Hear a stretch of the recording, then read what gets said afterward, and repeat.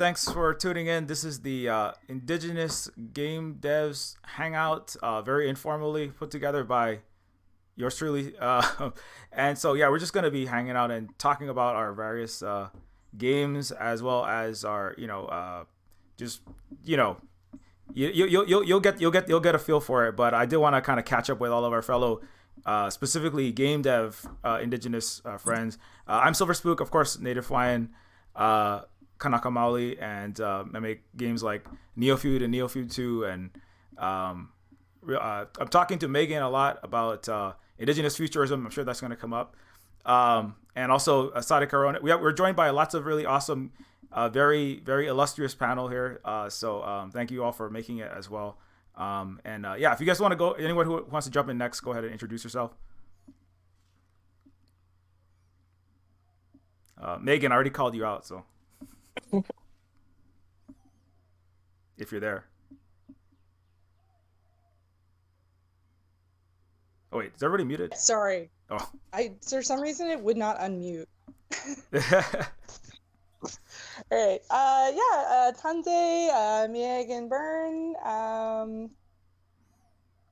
Nisikasun, Aptawakosisan, and I suddenly forgot the rest of my intro. It's one of those days. So, hi, my name's Meagan Byrne, or Meagan Byrne, properly. And I am Aptawakosisan. I also tell people federally, the feds recognize me as Métis of the Métis Nation of Ontario, but like, that's a different panel going into that shit. And yeah, I'm a game designer. I work with Sadekaronhes at Achimo Style Games, and we're actually working on a pretty cool cyber noir detective game right now. Awesome. I guess since you, Sada, you want to go next since they already started.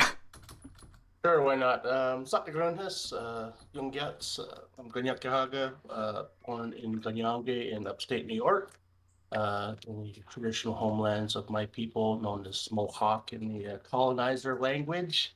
I'm the art lead for Hill Agency with Meagan, and it's a chance to kind of do something different than like sort of like stereotypical Native First Nation Indian stuff. So, opportunity to use, let's use fancy words, change the paradigm. Yeah. Yeah. Anyway, that's me. Yeah. Good to see you again. Miranda,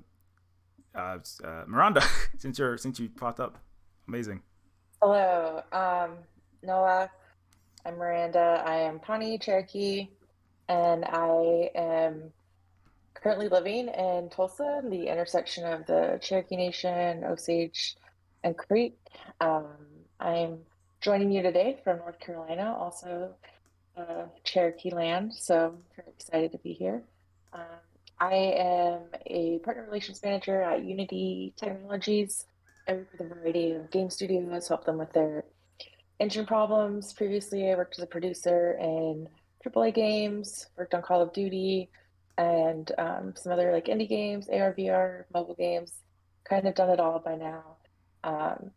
And yeah, I'm really excited to join this conversation, talk about where we're at in Indigenous gaming and what the future holds. And yeah, thanks for having me. Yeah. Thanks so much for making it. I know it's you kind of fit it into a tight schedule, so really thanks a lot. Mahalo. And finally, Darren of Medaway Games. I hope I got that right. Yep, you got it. Tansei, Darren Mahalik from Medaway, owner, operator, lead only developer. I identify as Métis, traditionally from the Red River Valley, born, raised Winnipeg, and I've lived now 20 years here in Treaty 7, Calgary, Alberta, and been here ever since, so that's where I am now. And our team is working on a game, the working title is Project Kenora. It's a turn-based RPG that is a Digipunk, indigenous futurism. Huh. Awesome. Yeah, so it sounds like we got lots to talk about and jump off from.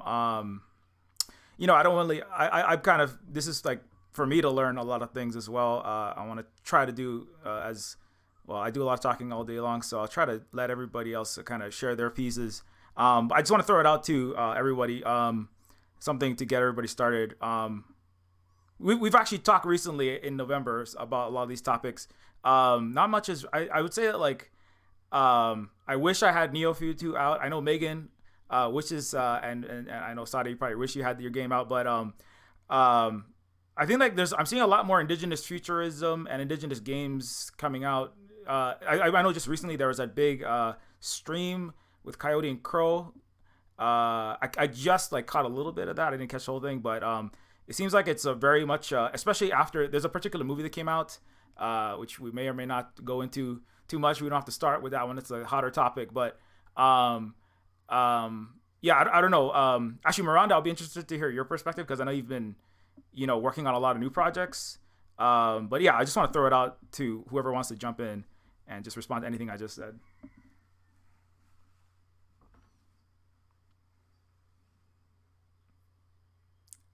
You said a lot of things. I'm sorry. Wasn't really a question. I don't know where to start. Yeah. Yeah. Let's see. But I know you're working on I know you're working with Unity is one thing, right? And then were you working with any are any projects that are like specifically focusing on indigenous games or any other interesting projects that you're discovering? Yeah. So I've started doing more work on my like indie game that I want to do, and I'm trying to figure out how exactly I want to do it. So one of the things I really want to explore is like language loss in indigenous communities, specifically around boarding schools. I'm a boarding school like survivor descendant, so I kind of want to dive into that story and really bring players into like an immersive space where they have to understand like what it feels like to lose a language, something that's super precious to you, and then also on the other coin of that, what it feels like to relearn a language that's a part of your heritage. So I've been kind of working on like the game design document. I was going to try to pitch it to a couple like programs to get some funding so like I can actually like prototype it out. So yeah, that's kind of, I've gotten a little bit further. I feel like it's a very slow process to get your hobby ideas moving, but I really want it to be like a space, and like I'm totally open to any suggestions or thoughts on this, but I think it'd be really cool to like have it be an installation piece with like words being projected and like changing and really diving into the dissonance of like losing the sound of things that feel beautiful to you, and like kind of have that spiral into something really horrific. Yeah, awesome. I mean, that sounds so pretty. Yeah. Thanks. I'll need help eventually. We all do. Yeah.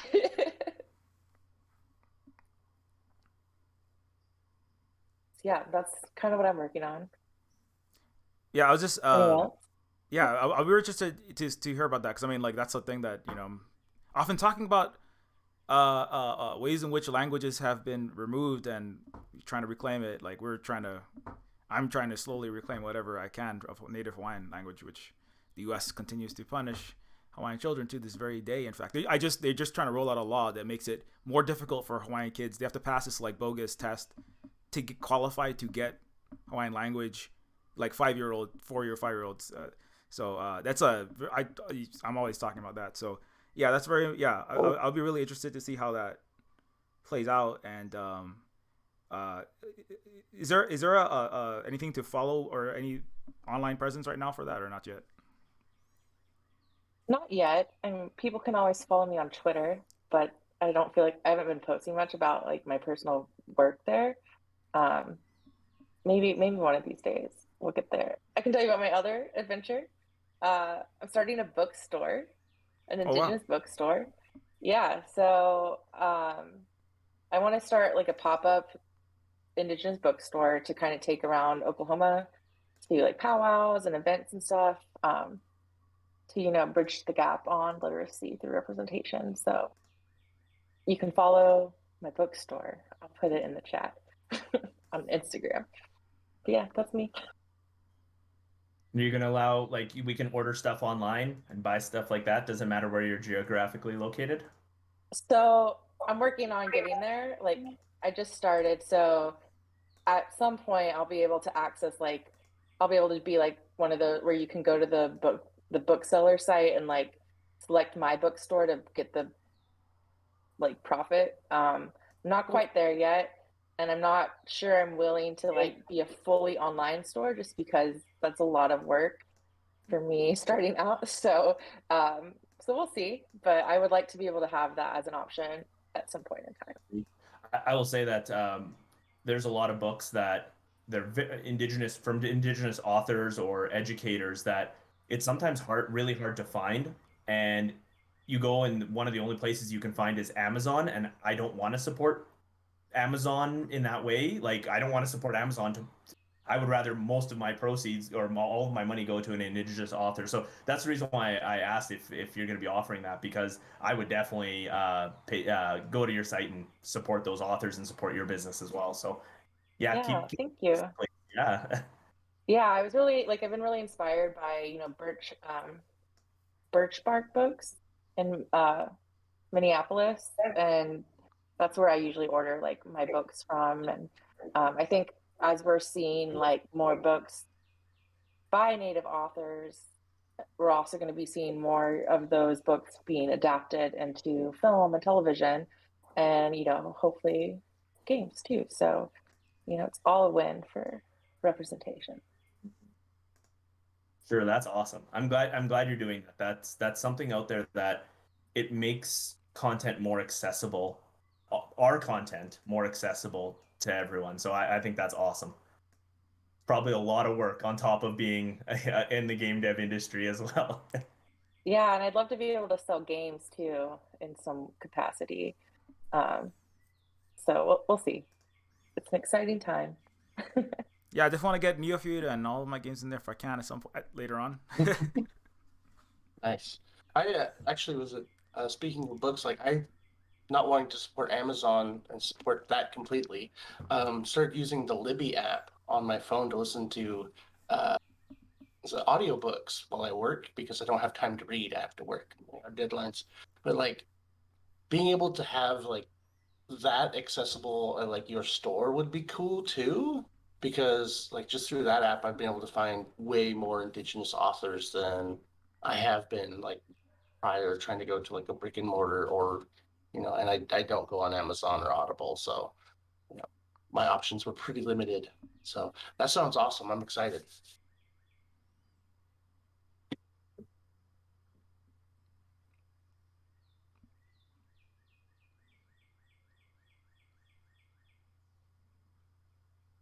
Yeah, just to throw it out there. Has anybody tried or played the Coyote and Crow or any newer indigenous games like that? I'm really bad. I have all these backlog of games that I have. Technically, I haven't played any of them. So yeah. I haven't played it yet. I was one of the early contributors on the Kickstarter, and I got the early PDF copy, and I devoured that, and I enjoyed it thoroughly. It's just I don't have. It's gonna sound bad. I don't have friends that I could play that with. I have friends. I just don't have friends that I could play that game with. They're more into the traditional D&D style games, and they don't want to.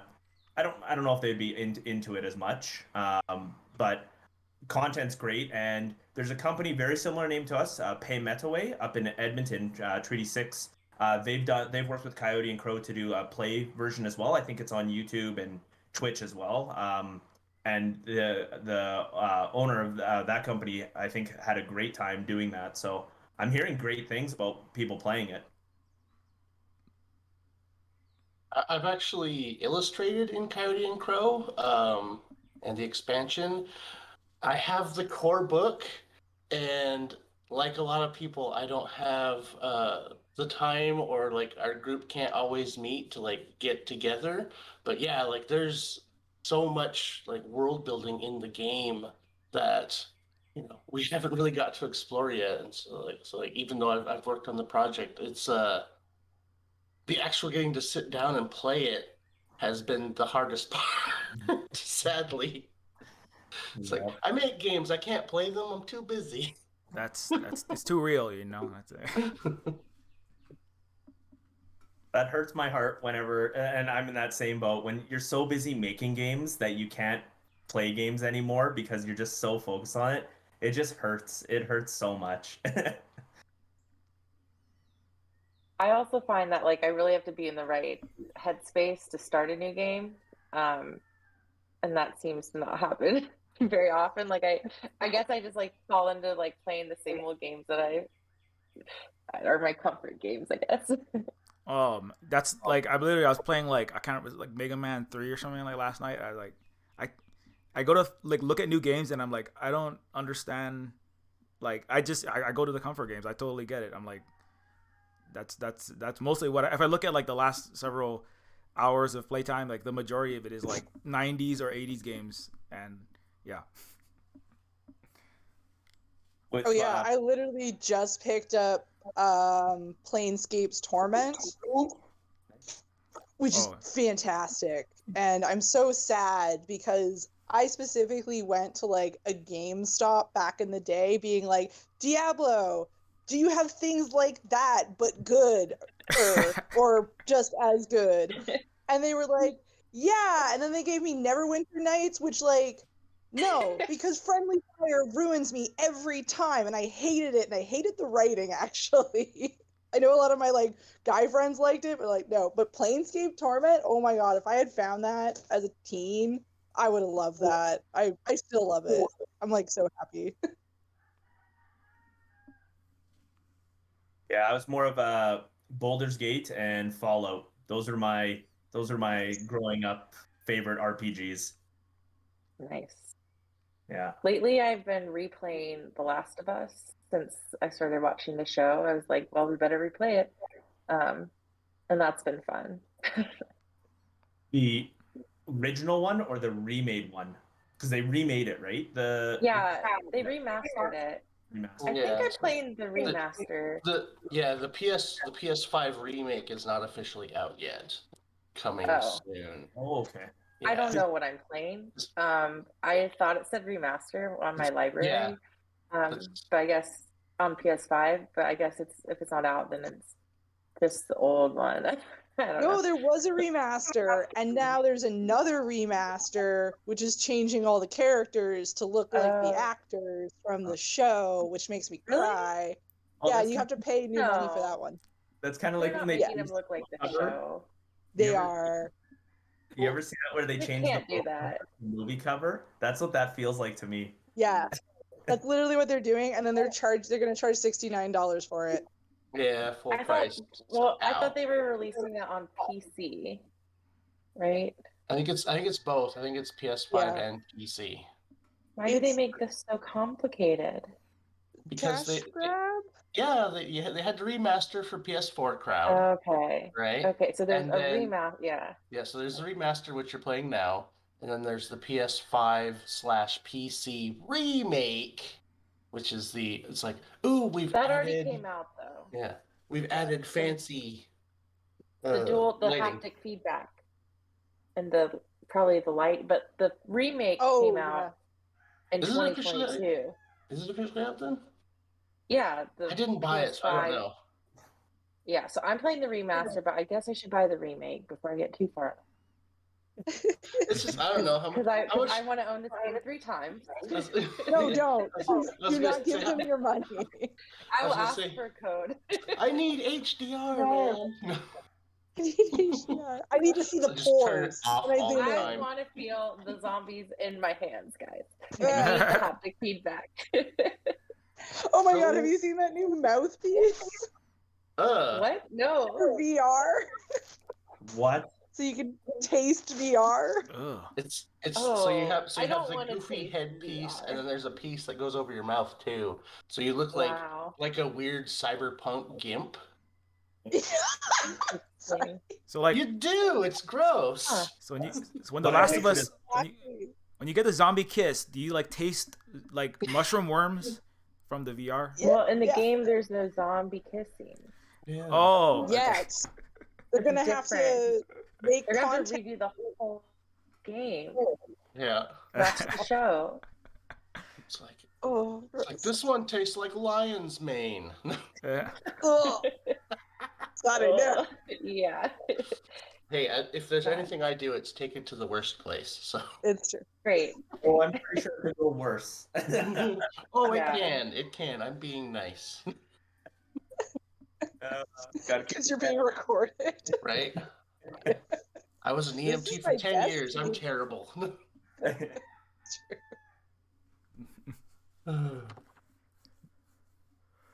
God, but that's the thing about all those things. Like we talk about like how we've been delayed and how like things take forever, but it's like sometimes I listen to the stories that come out of these giant studios about somebody basically being like, yeah, I was really bored because my work was technically finished, but I wasn't allowed to go home.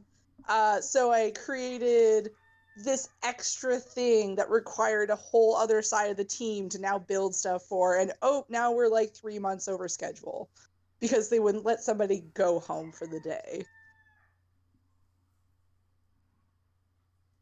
Yeah, it's crazy out there.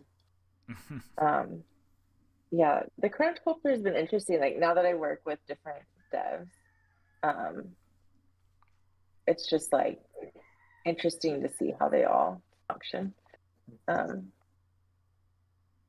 Yeah, I don't miss the crunch culture. Thankfully for us, like, so I'm the only developer on my team. So if there's crunch, it's only on me. And then all of our art team, that's where we have other team members. And it is very much at their own, I don't want to say at their own pace. We do have a schedule still, but never once have we been like, we have a deadline coming up. You need to get this concept art because our animator needs this. Because I'm the bottleneck, which is great for the rest of the team. Yeah, that's me. Everybody else. Me too. Me too. Yeah. Our interns are just kicking our ass. We're like, oh, I finished that a while ago. I'm like, It's like, no. It's like, oh no. yeah. It's good though. I would rather take it this way than have to be in that crunch culture where everyone is having to sleep at work and they can't see their loved ones and Oh their god. health is falling apart. I would rather have my game delayed, and it's been delayed a lot now. But I would rather that than pressure the team and have it just doesn't sit right with me. Yeah, we got really lucky in that one of the friendship centers was able to scrounge a bit of extra money so that we didn't have to like lay anyone off while we delayed. Which came out of nowhere. We were not expecting that help. I was just like, it'll just be me and everyone else can go home. And I'm really glad that didn't happen. So yeah, we've been really lucky and fingers crossed, like maybe we'll be able to find something else like that that's going to kind of keep us going for the rest of the year. But yeah, we're kind of in a state where it's like after the game's out, who knows what the future holds, but it's a very low amount in the bank account. What's your timeline to like, because you and I've been talking about this for a while since I've joined the Indigenous Game Developers group. So what's your revised timeline? We're supposed to be announcing it, but yeah, we're looking for end of March unless something goes catastrophic in the next 2 weeks. And so at the end of the 2 weeks, we'll be officially making the announcement because then we'll know if we can make that deadline. So y'all got the extra scoop. If anything else, it's barring any catastrophes, it's real pretty, y'all. Like people like the demo, and it looks way better than the demo. Oh my god, yes. Yeah, we had a technical artist with 15 years of experience in the game and film industry just be like, I'm gonna just take a pass through it. This is so okay. Like, what did we describe it as, Sade? Like so we were like, oh my god, you did such a great job. It's so amazing. Like, oh no, I didn't really do much. The textures were excellent. The models were excellent. I just really just gave her some blush and highlights. And we're like, she's all thatted our game. Yeah. It's like it was definitely when you get that polish phase where you're like, oh, this looks good, and then someone comes in and just that little bit extra, or they're just like, oh, all I did was this and this, and it blows your mind, and I was just like, oh man, it took me like an hour, 3, whatever, and it's just like. It's like, I'm a 2D guy, man. Like, technical artistry just blows my mind. Yeah, I can't wait to get to that point in my career, though, where just, like, I roll up and it's been taking people months, and I'm like, oh, it's done. And they're like, this is way better than anything we've ever done before. I'm like, yes, this is what comes from age.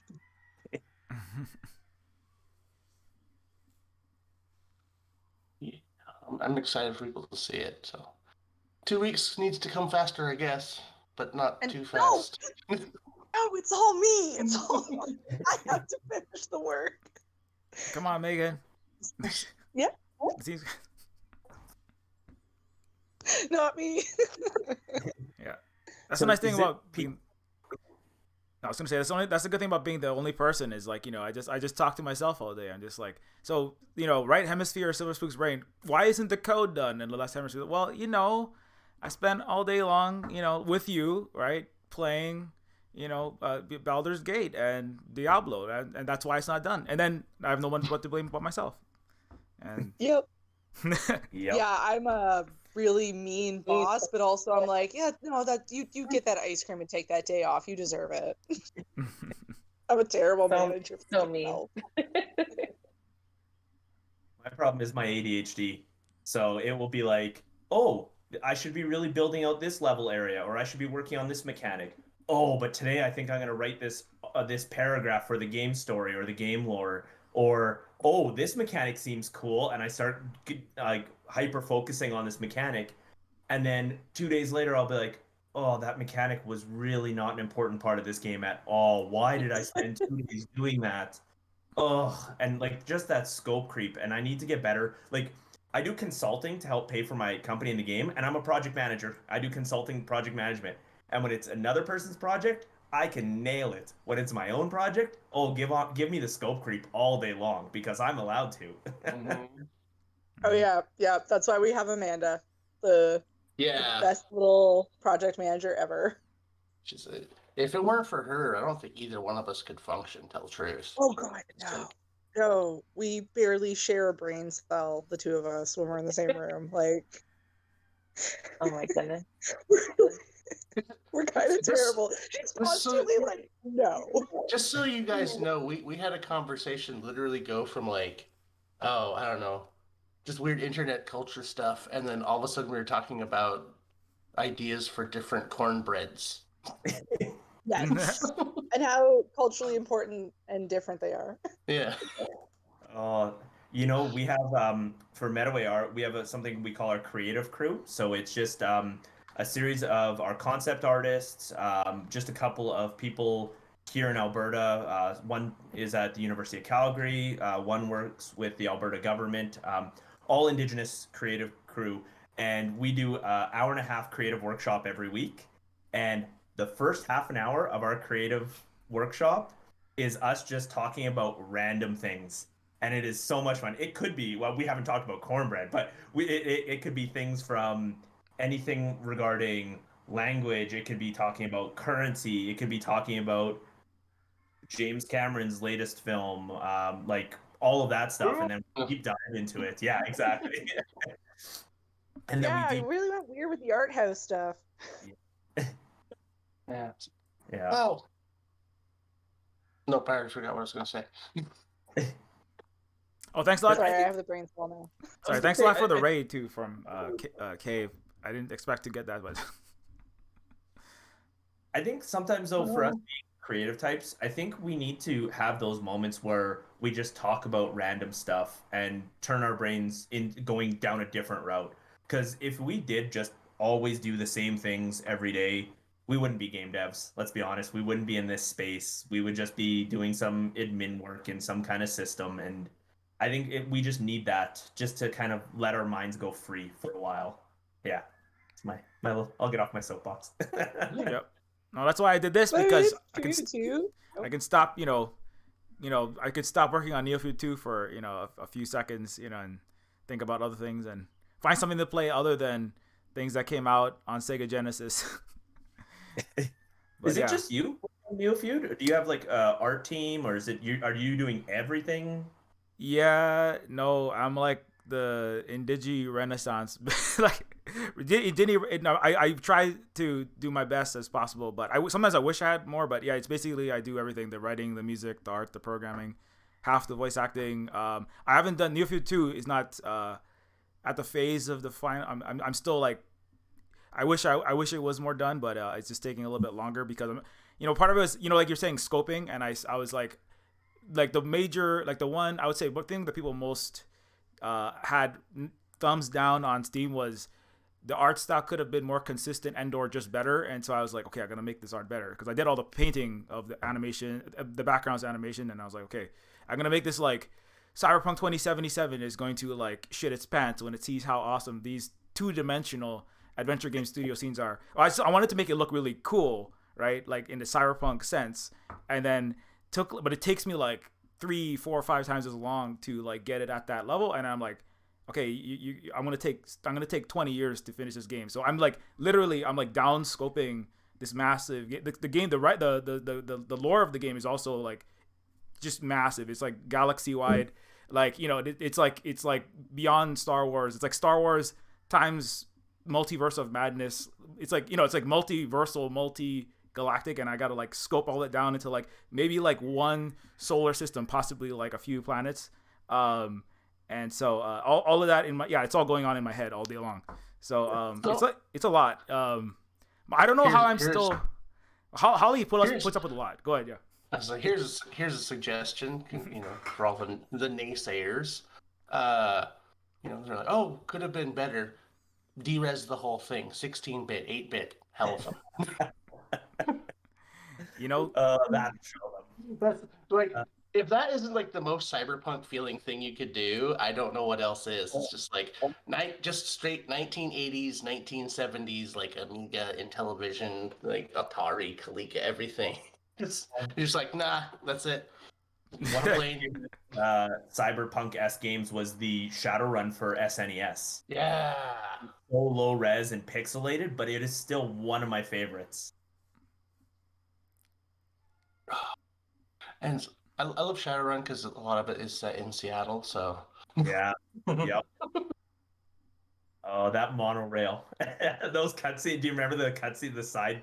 And he's just sitting there, side profile.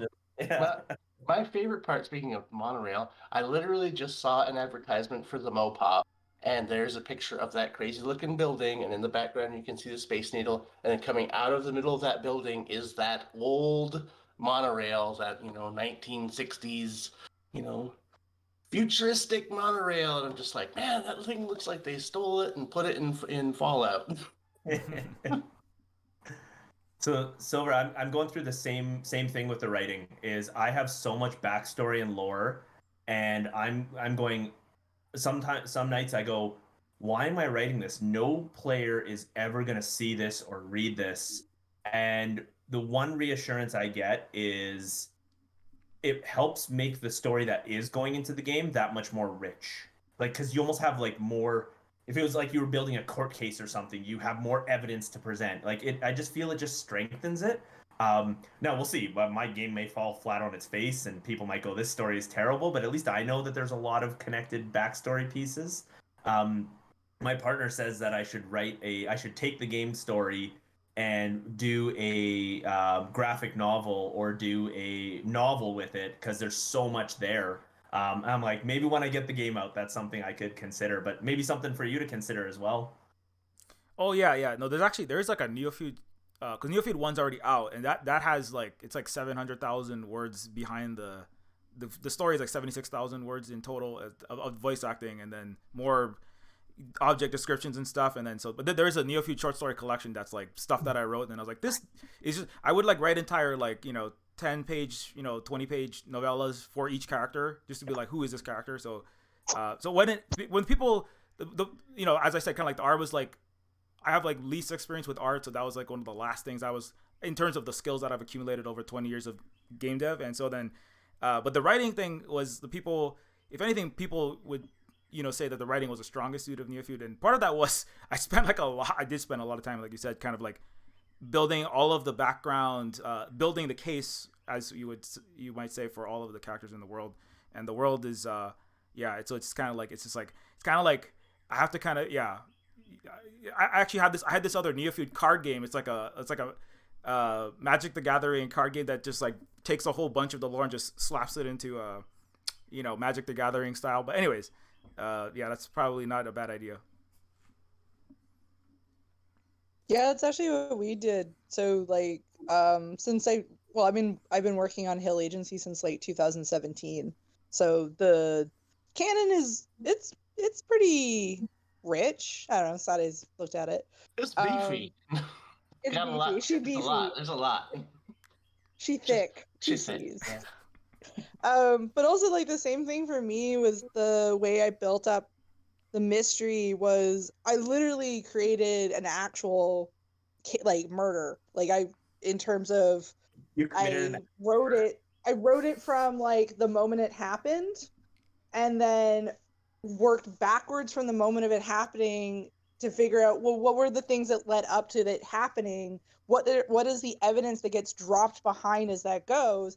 And then the story happens, after the act, of course, but like all the good stuff for detective work happens before the act happens. And I remember actually, what was it? The guy who designed the Inkle writing system. He did 80 Around the World in 80 Days, and he did a bunch of other stuff. And I remember sitting in one of his talks at GDC, and he was talking about how they made this detective game or this mystery game. But like they were noticing that people were missing important pieces of evidence, so they had a script running in the background that would just like drop it into a random thing that you had. And that made me so mad. Like irrationally angry. I'm like sitting there like gripping the seats, trying not to say anything and show the mystery nerd that I am. But I'm like, that's not how that works. You totally destroyed the stream of evidence. Like, if somebody makes an action, it leaves a mark in the world. You can't just have a computer drop piece of that action in some other place because somebody might miss it. Like, what is that teaching? Nothing. Like, and that was interesting because then when I talked to a couple other people who are like really big into the mystery game world and detective games, they hated that idea. And I was like, so then who's this game for? And I was like, it's for people who like mystery movies but don't like to solve the mystery. Like, that's what it kind of came across as. It was like, this is about making it as easy and as frictionless as possible for someone to solve a mystery. Why would I pick a mystery game up if there's frictionless? I want that friction. I'm clearly coming into it for a reason. And yeah, that was something that I was like, I don't know if I'll succeed in this game because obviously it's our first time, but that was something I was like really passionate about, that even if it doesn't make sense to the player, there is an internal world logic as to why that piece of evidence is where it is. And if I did the writing correctly, you should have some idea of why it's there and what it's connected to, which is, that's the rub, right? Did I write it properly? I think that's how you'll attract your audience to it too, right? Is if it feels right and it fits in the right place, your players will see that. They'll read that, they'll pick up on it, as opposed to something that's random and doesn't fit. It's like when you watch a murder movie and then you get like this Deus Ex Machina moment. Oh, look, this random thing just here and solved all of the problems. People get frustrated with that, unless the audience likes to get spoon feed to what you were saying before, right? But I don't think the way that sounds, the way you're putting this together, I think your audience would enjoy that. The one good piece of feedback we've always gotten was that people really liked the options Hill had. So like Hill's the only one who's like really asking questions or talking in terms of player choice. And one of the things that always bothered me with a lot of narrative games was, you know, when someone says something and you have an instant reaction in your head as to like what you'd like to say to them in that moment, and it's never one of the dialogue options? That was sort of like what I went through when I was trying to write this, and I think that's the one thing we might have gotten right.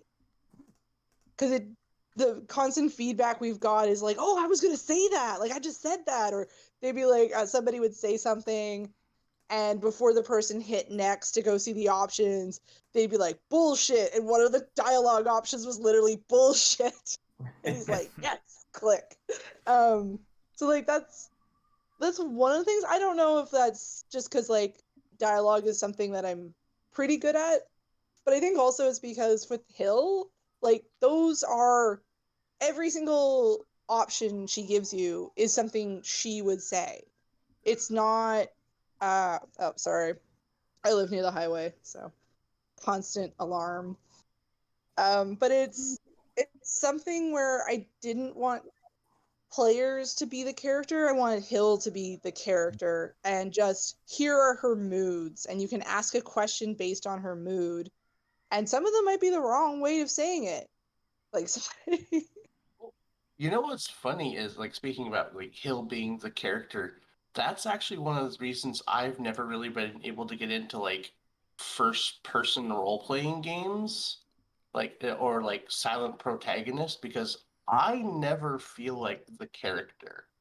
I never embody the character. So like when you know, playing a game or even something like you know, classic uh Morgan Freeman, no, not Morgan Freeman. Valve, whatever their game is called. You know, the one they haven't made the third one for. Freeman from Valve. Right? I was like, my brain just completely shut down there for a minute. That's amazing. Yeah, no, it's Gordon. It's what's his name? Gordon Freeman. Gordon Freeman. Yeah, Gordon. Yeah, my brain kept trying to go. It's like I can see him. He's got glasses and a crowbar. Technically, he's just a hand with a crowbar. You know, and he never talks, but everybody else reacts to him like he does. And I'm just like, I have never once felt like I was the character, because I can't put myself into that silent protagonist, because my brain is quippy. Like, I will respond to people, but and when I'm playing a game, I want to be told a story about characters. It's sort of like, you know, I enjoy movies. I like to watch movies because I want to be told a story about a character. I am never once, as a gamer, trying to be the character. Like, I don't know. Some people are into that. It's just, to me, it's never been appealing, because I play games to escape, not pretend I'm somebody else. You know, it's like I want to be entertained and told a story, and, you know, maybe save the world, but I don't want to do it as me. You know, I want to be, you know, I want to do it as this character that exists in this universe. Like, it, I don't know, it just breaks immersion for me. I don't know what it is. Yeah, we're doing a very similar route with the game we're working on. The main character is named Kenora. That's why the game's called Project Kenora, or the working title's Project Kenora. And it is an open world. It's very much like the original Fallout 1, Fallout 2, where you can literally go anywhere, but there is a central theme. But as opposed to creating your character and it being a nameless wanderer, you actually are playing Kenora, because we're trying to tell a story of a what it's like. And being the writer, I'm kind of modeling it after my life of being a product of growing up in the system. How do you find your indigeneity through that when it's immersed through you, right? So Kenora is an agent of the Alpha Terra Corporation. Rampant capitalist colonialism is all they know. They have private militias, and she was taken from a young age, so she only knows that, and she has to kind of come to terms of how do I get that indigeneity. And you can't have it where you build a game where the player is embodying themselves, because that kind of just doesn't make the story make sense, because not everyone lives that life or has lived that life. So you have to watch Kenora, and you get to make choices with the game. Like, yeah, you want to contribute and still be part of that system, and you don't want to learn something, or no, this isn't the way that I want to learn things. There's a thriving Indigenous community. I want to know more about them. What's going on with them? And that's the journey I want to take Kenora down. So there's a lot of discovery there that you could never do as a voiceless protagonist. You have to see Kenora, and you can shape it any which way you want to play.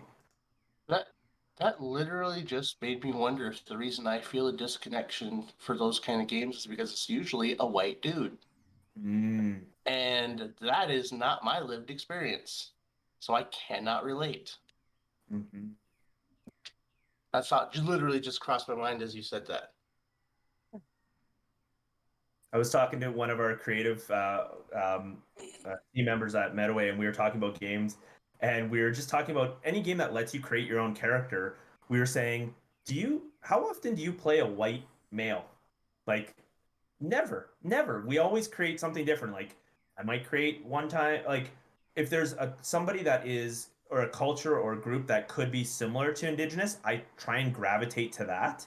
So, like, I've been playing what is it called? Battlelord 2, I think that's it. I can't remember what it was. But there's a race that seems very or a faction that seems very close to Indigenous, and I right away gravitated to that because it felt more relatable than playing as something that was like a Roman Empire-esque piece. Even though there's no real, I'm not playing it from a story perspective, it just felt more comfortable.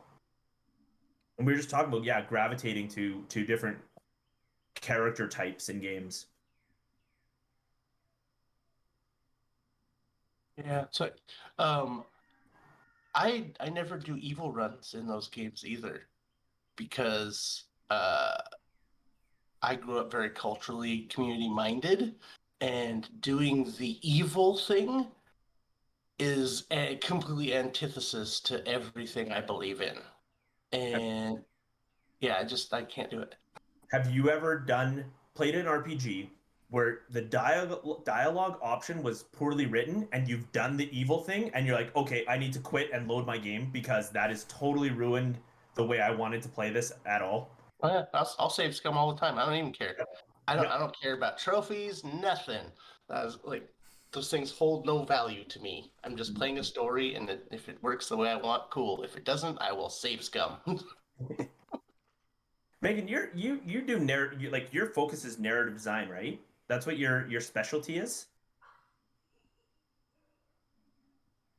Yep, that's that. And I actually got started in theater doing script writing and script doctoring.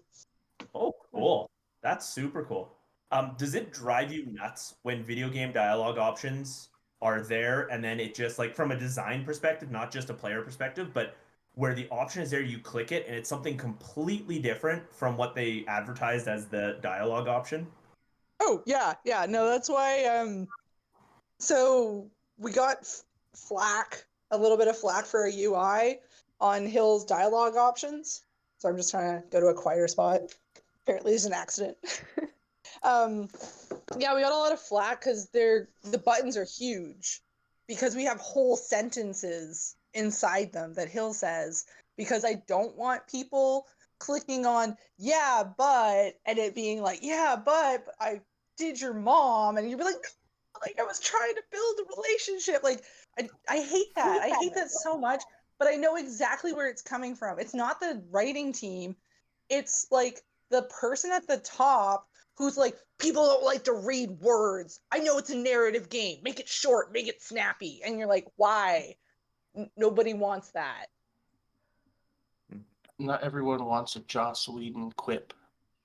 But even if they do, like, Joss Whedon is like the mouthiest, longest winded guy ever. Like, if you were doing a proper Buffy game, the buttons would be like paragraph sized each before you got to like click on something. You'd have to know everything, and it still would lend you to a place you did not expect to go. Yeah. All you see is this much of the characters. It's like they keep starting to like look over. They're like, hey. But I mean, especially because like talking to a lot of people that I've met in the industry, kind of led credence to what I suspected was the problem. I still don't understand why so many players default to, it's the workers that are the problem. It's bad because the workers. I'm like, 100% of the time it's the dudes at top. 100% of the time that decision was made by somebody who doesn't care. Have you watched the, I think No Clip on YouTube did it? They did interviews with people from Telltale after it kind of folded and then again later. And the way they describe their boss, who ultimately led to the downfall of this whole place, is this man would have not gone unaccosted by me if I was forced to work with him, is what I'm saying. Like, just so out of touch for how people play and unwilling to pay attention to what the players want, or even listen to the people who know what the players want. You know, like, nope, I have my idea of how this should work. And it was fully based off of his own personal experience of playing that game in that moment and had nothing to do with it as a piece for the public. Like, it would be like the way they were like listening or describing how he would go through these meetings where he would make these decisions was like if I had a director come to a dress rehearsal where we weren't doing it straight through, we were just doing like a few monologues, and he'd be like, we need more space and more stuff around this monologue. I'm like, yeah, we've got a whole play around this. Like, no, I need this monologue to be longer. And then you finally put the play out, and he's like, why is the monologue so long? Like, sorry, I'm just like, why do I own my own business? Let me tell you at my TED Talk. Now, on the flip side, can I kind of ask a challenging question, or maybe it's a really easy question? For people that have ADHD like myself, how do you offer a smooth narrative where they don't feel like they're being inundated by a wall of text and then just quit the game, or just be like, oh, I can't do this right now, and leave? So I can't totally speak to everybody's experience.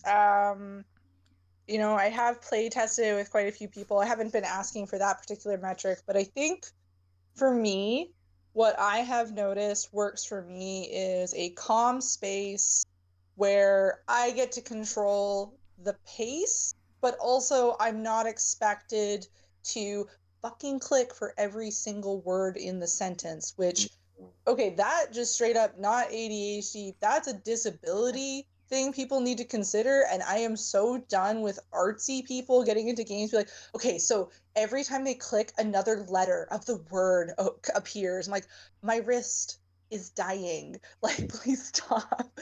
But so for me, I kind of thought about, okay, when I'm playing these text heavy games, and I don't like a lot of them, even though I really do love, it's funny, I love things like Planescape Torment, which is essentially that, but with RPG elements. And yet, that does not bother me the way that a lot of sort of like, you know, those dating sim style narrative games or those light novels bother me. So what I did when I started is I really looked through what are the pain points and why do they hurt me? Okay, the constant having to click for every word. Well, that hurts my wrist. And also, like, that means I'm not able to just read.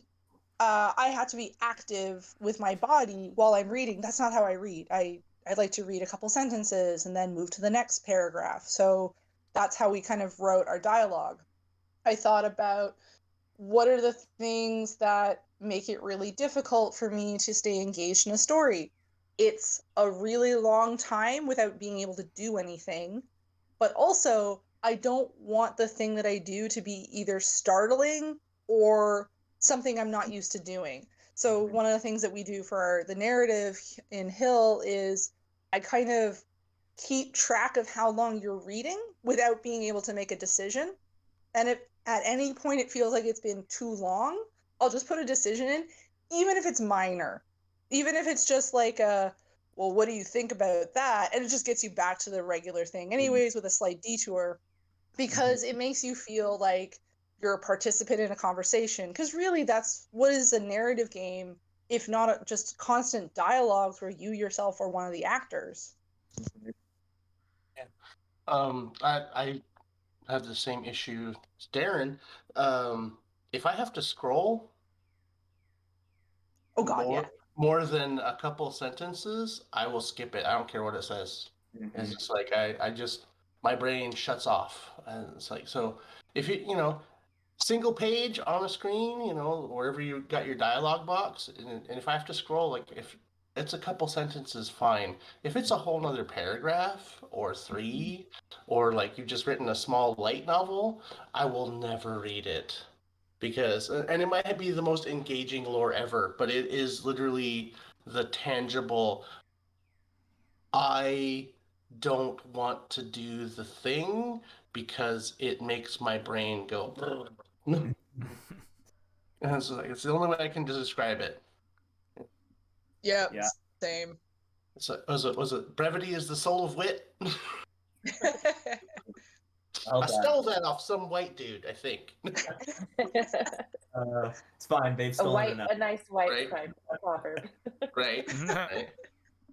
Ancient white wisdom. I thought about building a mechanic that you could enable in the options for ADHD friendly, which would give you like a TLDR at the bottom, which could summarize it into like if I were to hit a big wall of text, that it could just at the bottom highlight it with keywords. I built a mechanic, but it's one of those things that it's a good idea, but I think it would just be better for me to just be more succinct with my writing as building a gimmick to fix it. Well, I find that like games, for me, like if I'm doing like a quest or I'm on some plot line, like I'm not going to read anything. So give me a checklist, give me like a to-do list, have that automatically update when I'm pressing the space bar to get through dialogue. And then I'll just like follow the task because that just makes it way more enjoyable for me. So I like the use of like having another like a visual list or something where I can just check in on, because I might even like, even if I'm like trying to pay attention, I might completely like miss what I'm actually supposed to do. So I find that to be pretty helpful. yeah. Oh, yeah. Even like if somebody can be talking to me and I could be trying my hardest to listen, and the moment they walk away, I go, what was I supposed to do again? Oh, crap. And I think how we can solve that with video games is to your point, Miranda, of, you could have this wall of text, but if you have your quest list and you open it up and it's do this for this person, and it's succinct and it tells you what you need to do in a way to track it that's not overwhelming, that is, I think, a big help. But on the flip side, I've been in games where I start getting anxiety due to my ADHD because I have a task list of quests that just keeps piling up, and I'm like, I'm getting quests faster than I can complete them. I'll complete a quest and it adds 2 more to my quest log, and I start getting anxiety, and it's clearly my ADHD. But and then I get to a point, and one thing I do love in design, in the quest design, is when there hits a point where you need to finish the main critical path of your quest. Like you could finish all of these side quests, but you won't get any new ones until you finish this one, and then you can open it up again. It's almost like an accordion. That definitely helps with my ADHD and my anxiety because I can clean up my list, then move on. Yeah, like sensory overload is actually a big thing. Even if you don't have ADHD, and especially if you're young, it can actually be very painful because that's not how we function in the real world. Like we don't have a heads-up display all the time. If we've forgotten to do something, usually someone reminds us or we see a note somewhere. I've actually been really interested in playing around with the idea of, you know how Dead Space had the heads-up display literally on the body? I've thought about things like, instead of having a menu you go into, having a refrigerator in your apartment that's just got sticky notes that you can be like, wait, what's this one? Oh, right, I need to go help grandma. Like, and then it's gone when you finish it. But, those are things that we can play around with. I think what I'm seeing, I definitely saw it a lot in Horizon Zero Dawn, and it was really, really bothered me, was like big, beautiful vast space with like obvious remnants of a society that I currently live in. Can I just explore? Like, why are you giving me like, go here, talk to this person, do that? I'm like, you are not my mother. Do not tell me where to go. Like, I will do it. I am a grown adult. But that's the thing I find with a lot of these games. They're very hand-holdy, and I hear that term a lot, and then people are talking about, sort of the breadcrumb trails. I was like, our heads-up displays in games have gotten so hand-holdy. And I think a lot of it comes from this fear that I hear from executives of, are they going to miss it? Are they going to, like, this idea that somebody might miss content is, like, abhorrent to executives, which I'm like, that is the joy of a game. I think, like, especially in RPG, is I might miss something and somebody else won't. Yeah. And I'll get to hear a cool story. Well, they completely kill replayability by doing that too. So it's just like, if I'm playing a game and it tells me where to go every single time for every single thing, and there's no point to ever play it again. Like, I know a lot of them are looking at like metrics or like, oh, the majority of players will never play the game more than once. It's like, yeah, that's true, but for the people that are replaying it, that is the customer base for your second game immediately, because they're just like, oh, I missed this thing that I just found on my fourth playthrough. Was it like games like was it Near Automata, and there's a couple other one, like mostly Japanese JRPG ones. They'll have ones like, there's like story content and stuff that won't even unlock until you've beaten it twice. And it's just yeah, it's bananas. Thinking about checklists and pop-ups and whatnot like that, like literally talking about quest logs, that immediately made me think of Dragon Age Inquisition in the Hinterlands, the very first open zone of the game. And it's like, oh, you're only supposed to be here till you get to power level 4, and then you leave and go do something else. They don't tell you that.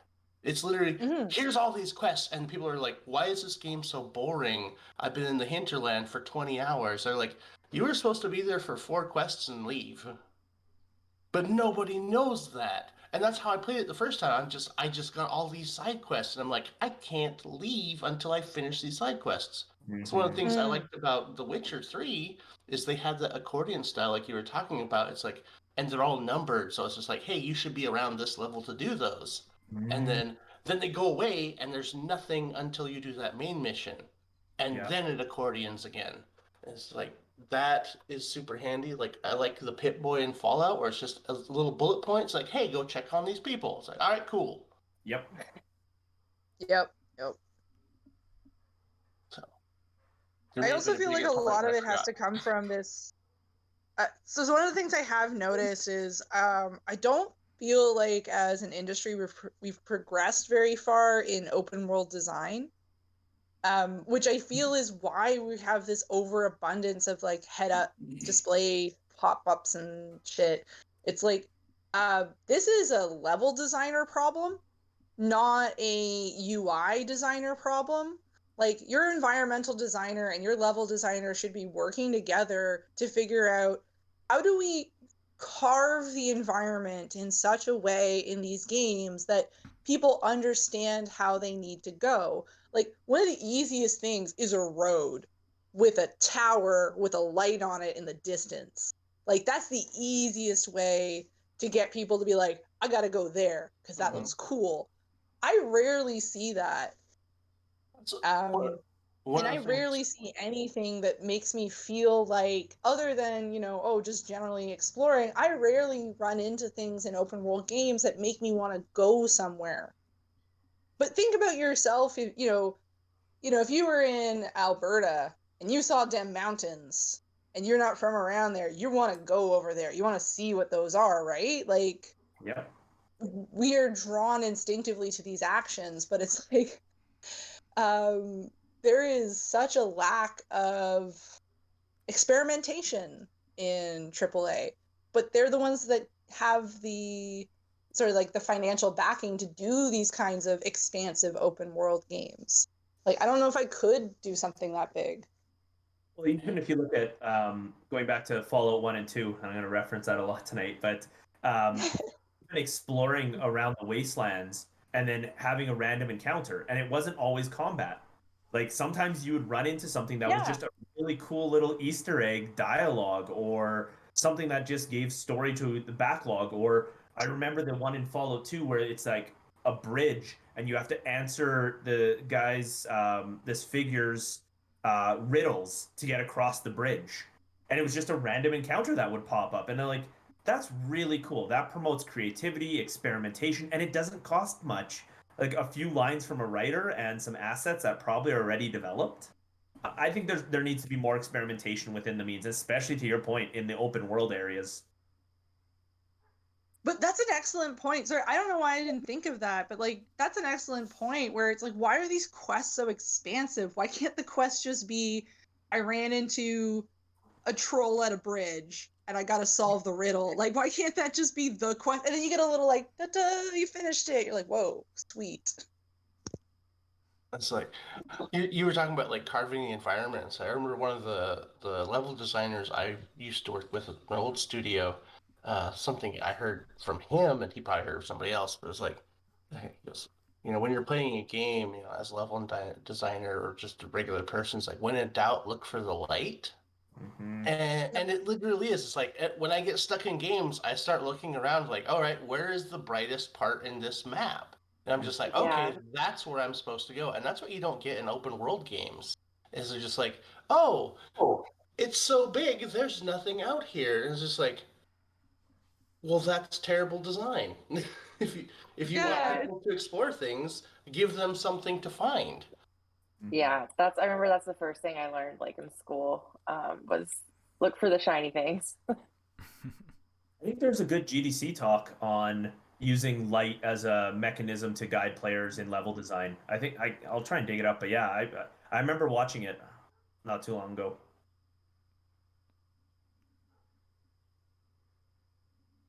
So is Hill Agency like, so there's a predetermined like story where you want to get the player, right? Like it's not open ended. Yeah, we're actually, just because of how much we had to cut back, we actually changed the genre. Technically, it's a narrative game, not a proper like mystery or not a proper detective game. So it maybe the audience will say, no, we feel like this fits the criteria for detective, but for us, we did feel like we had to cut so much that at this point it feels more like a pretty straightforward narrative where you are active and you are doing things and you definitely have to make accusations. But like it's pretty straightforward. And I'd be surprised if I'm hoping we can make it over 3 hours, but I would be surprised. Mm-hmm. Like, is there going to be like, so when can you help me differentiate the difference between the two genres? So like a traditional detective game, would it be where you get like, I'm picturing a scene where you have like a bookcase and you have to kind of click around looking for clues on the bookcase? Would that be more of a traditional detective versus what you're doing with narrative driven? No, that's considered point and click, which is part of the detective genre. Detective genre. So the only reason for the differentiation was just because usually with detective games, there's a little bit more walking around, side quests, more open-ended narrative, possibility of multiple endings, even if the same person did the crime, depending on how you played, it could change the outcome. Ours is really straightforward, fairly linear. We don't have any side quests that aren't tied into the core of the story. The ending is the same no matter kind of like what you do.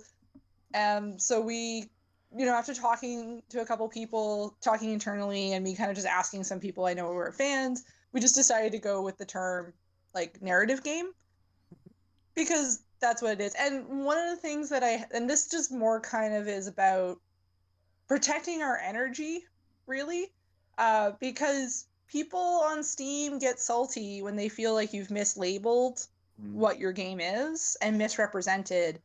And while I understand that like Steam reviews are not for me, they're not like really usually talking to me, the developer. They're usually customers talking to other customers, being like, buyer beware. You know, I understand that that's gonna probably be a big drain on my mental energy if I get a bunch of people coming in leaving bad Steam reviews because it's not a proper detective game. Because, and then giant lists of why it's not good enough to be a detective game. Oh yeah, just pro tip. You know, I don't know if you've yeah, just pro tip, like just don't read Steam reviews because like I wrecked Right? 6 months of my entire mental health and you know spent a lot of time crying into my baby blanket for most of my no, it was like it was not good. Also like amazing levels of bigotry and racism. Also that was a lot of fun. It came out right around when Trump got elected. Just imagine that time. He had a Twitter account. I watched the most nightmarish Twitch streams and YouTube Let's Plays, and I was like, I almost like left the entire internet for a while. I was like, I'm not making any more games. I'm over this. So anyways, it's like the other thing I was gonna add was you're talking about point and click. Obviously, Neofeud is a point and click adventure game, which is like adjacent to the detective, puzzle solving, and then there's like visual novel. But I was just thinking of how you like your what you label it. It's interestingly, I find like, because as I've Silver Spook Games, I mean, just one other thing I just want to say, Silver Spook Games has been a non-capitalist cooperative for 6 years, which is 70% of businesses fail within the first 6 years, 5 years. 6 years. Nice. They're all failing this year, so we're still going. Nobody. Google. You got this. Yeah, Google. All the FANG big techs have laid off tens of thousands of employees. 0 layoffs at Silver Spook Games. No pay reductions. No labor value exploited. Unless Holly comes out and reveals I have the sweatshop underneath with my kids. Hand placing my pixels in the game. No, but anyways. So I just want to say like the working on the game. I mean, just from my own marketing, because I'm not an expert in marketing. I got to do all the stuff, right? So I'm just like, hey, everybody, this is cyber. What does cyberpunk mean? Keanu Reeves isn't in it. No, I'm sorry. That's so. It's a science fictional game. I was thinking about like, what do I call it, right? Because if I say this is a cyberpunk game, like post CP 2077, people are like, how come I didn't get to like, blow off the heads of people in neon laser light while driving a flying car? And I was like, well, I didn't, Blade Runner 2049, Ghost in the Shell, the live action, and Johnny Mnemonic 2, Cyberpunk 2077 wasn't out yet. So, but like, it's kind of like, what do I call it, right? Just coming back to Megan's point, before I spiral out too far, is like, sometimes I actually say Neofeud is like on the Silver Spook Games Twitter, I'll say one thing. On Instagram, I say another thing. On Facebook, I say another thing to people that are like 70-year-old gamers. And then on, no shade, I'm also on Facebook, but it's kind of like and then on itch.io, I say it's a visual novel. It's a visual novel with some puzzling characteristics, because a lot of people really like that in that the kind of demographic that appears to be there. And sometimes I'll be like, this is a point and click adventure. This is like LucasArts Sierra style Monkey Island. This is like Westwood's Blade Runner, crossed with, The Matrix, with a lot more satire thrown in, for like, just like, there's like a slightly different crowd, but like, and each one, like they all get something different from it. I mean, even though, because point and clicks, right, adventure, visual novel, and to an extent, like 2D RPGs, like are all like a family resemblance category. RPGs have like the narrative story building with some additional combat elements. The puzzles are like the visual novel narrative elements with a little bit extra puzzling, and then the detective games, of course, like Megan, you said, is kind of like adding in the a little more intensive logic and case building and case resolution type characteristics. And so anyway, that's just like a personal anecdote from my perspective, having released the game in the last 5 years and having to watch it, go up and down in the Steam and sales and all that fun stuff. But yeah. I have a deal with my friend that I am not going to read my Steam reviews. He is going to read them all, and then he is going to bubble it up to me, so that way I can get the constructive feedback to improve the game if it needs improving, which it probably will. But that way he'll be the translator to do that for me, and I don't need to sacrifice my mental health. So I have a deal with him on that.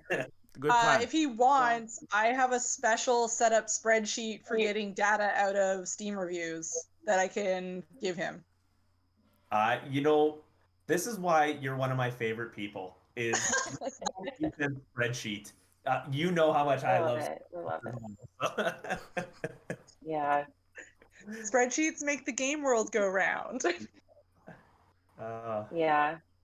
It's my favorite part of like all the the schools that advertise game teaching game dev are like none of them advertise all the spreadsheets.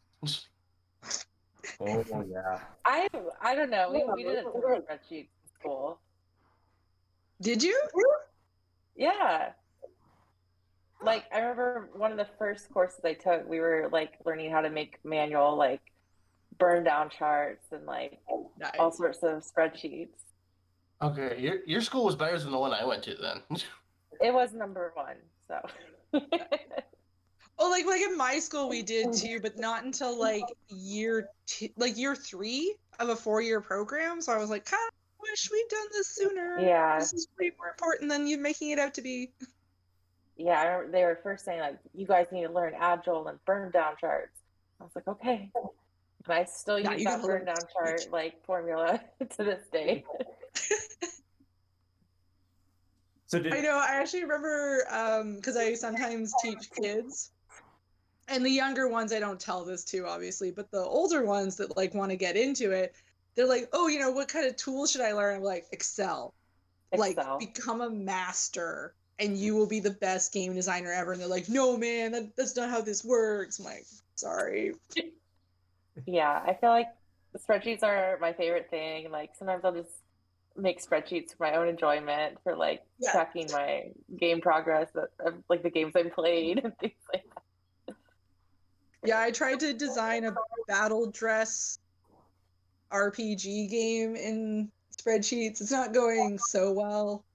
I didn't realize how hard it was to make something like Pokemon, like data-wise. Yeah, I love spreadsheets. Yeah. Well, guys, I have to run and eat dinner.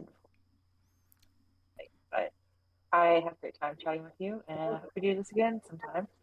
Good seeing you. Yeah, thanks. Enjoy the rest of the panel. Yeah, thank you so much. Thanks for coming. Thanks for coming, Miranda. I think this is the first time I actually got to talk to you in person-ish. Yeah, Yeah. that's exciting. Let's do it again. I was on the Discord or on Twitter. Yeah. It's my favorite place to be. Yeah, it's terrible. Yeah. Yeah, I love it. All right, I'll see you guys later. Yeah. Oh. And then there were 4. Yeah. Dun, dun, dun. You beat me to it. I was just gonna make that. Oh man.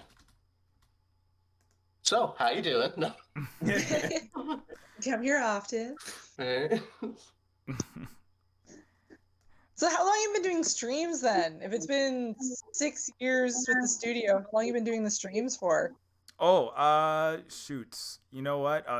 It's in like official Silver Spook streams. Like I've had the YouTube channel. Well, the YouTube channel is almost 20 years old, so that's how old. But the streams themselves have been going since when Neofeud I first released it in 2017. I didn't know what I was doing. I was basically like, well, as I tell a story all the time, so we won't retell the whole thing. But I was basically like, I'm gonna make this game, so if I ever become a JP Morgan high frequency trading algorithm programmer, I won't like regret never having tried to do something other than that. And so I'll have released my indie game. So I didn't really know what the hell I was doing. So I was like, okay, well now the game's out. What do I do? And then I basically hit up all of these people, and they're, this is what you should do. You should promote it by. They said I do marketing for this large game company, and here's what you should do. Here's like 10,000 email addresses. Email every single one of these game sites, and so I spent like a couple months doing that to see if I could get someone to cover Neofeud. And then I was like, okay. And then I saw this other person streaming, so I was like, okay, I'll start streaming. And they were streaming like game dev, right? So I just started, okay, well, I'll work on Neofeud 2 while streaming, and I had like 2 or maybe 2 to 5 people watching, like, almost nobody for like on YouTube for like. For a long time. I didn't know what I was doing. Then I just started like screaming at the camera at the top of my lungs, as I'm wont to do. I'm sorry. Jet engine decibel and very high speed, educating, not rant. I never rant, in fact. But anyways, I just started doing that, and then anyway, but then like the formal panels, I talked to like in terms of like the bigger discussions and I don't know, trying to do larger scale active. I don't even know what I'm doing. I'm just like hanging out with my friends, and then I have to do. Sometimes I think it's like it's worth people hearing because I was like I don't see a lot of indigenous and the kind of stuff that we're talking about, education like at scale. I mean, there's some, but there's not enough. So I was like, I'm gonna talk to Umurangi Generations creator from Aotearoa, and was it our friend Santo, right? And then I think, and then I was like, oh, that worked out pretty good. It was basically like I want to dunk when Cyberpunk 2077 was coming out.